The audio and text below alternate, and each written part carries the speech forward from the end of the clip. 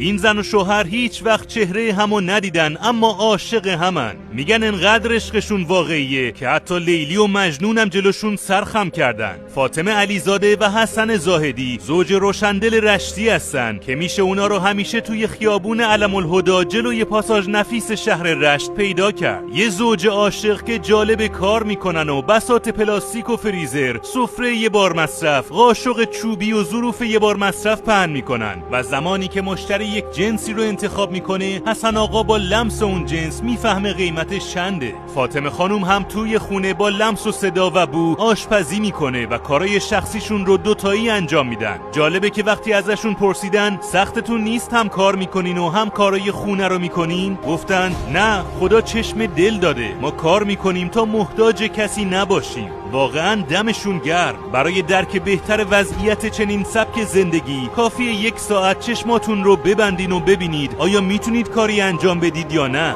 فکر میکنید چقدر اینجوری بتونید دووم بیاری؟ 1 ربع، 1 ساعت یا 1 روز؟